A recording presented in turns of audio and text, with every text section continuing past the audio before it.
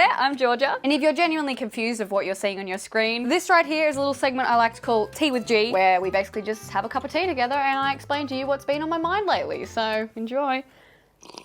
Oh, it's hot.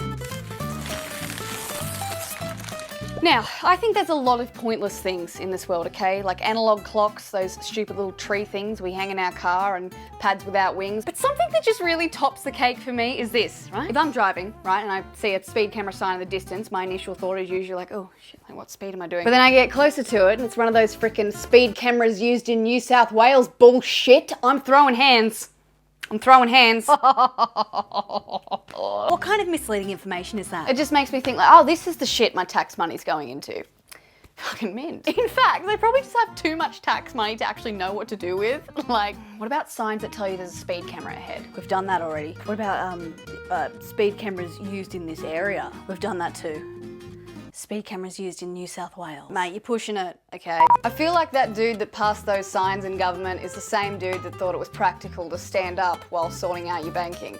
Like they really said, what was that, sir? You'd like to set up your online banking account from scratch? Okay, just come right this way with me to this tall ass bar table just protruding out the side of a wall with a really impractical Windows computer screen that is no longer actually capable of swiveling 90 degrees when I need to show you important information about your account, and then we'll get started. Now you won't actually be able to sit down for this entire hour this is gonna take, but if you would like, you can rest abreast on the table if that helps, or we do have a pamphlet that shows you some I'm uncomfortable poses, such as the flamingo. I always resort to that one. The crossed legs and elbows taking the weight, and then the locked knees and wall support. And then if worst comes to worst, on the back there we do have some where are the f***ing chairs poses, okay? But usually you don't need to resort to them unless the consult is over an hour and a half, so you should be fine. No, but seriously, sometimes I'm stuck standing in a bank for so long, my right side starts going numb and I start thinking I'm having a stroke. I wonder why no one questions the symptoms of a stroke. Like, do you have any difficulty breathing? No. Vertigo? No. No.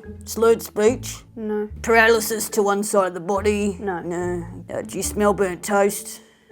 I beg your pardon? I said, do you smell burnt toast? I mean, yeah,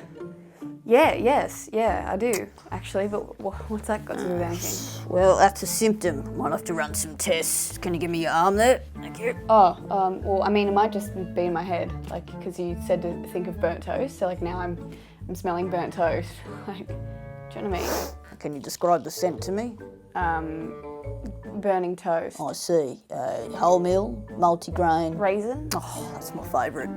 What's your favourite? Brioche. Yeah? Oh, I'll make a cracking French toast. Yeah? Me too. Do you use cinnamon sugar as well? No. No, what's that? Do you put it on with the Yeah, cinnamon? you need to, that's the trick. Is that the trick, is it? All right, yeah, I'll give it a go. It makes it so much tastier. So am I still having a stroke, or? Oh, I forgot about that. Oh, shit, that's scary. Oh, well, that'd be the burnt toast I could smell. Doctor?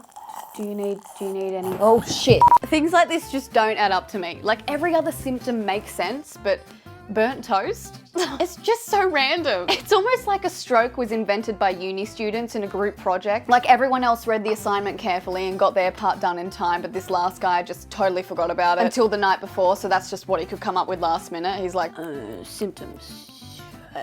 Burnt toast.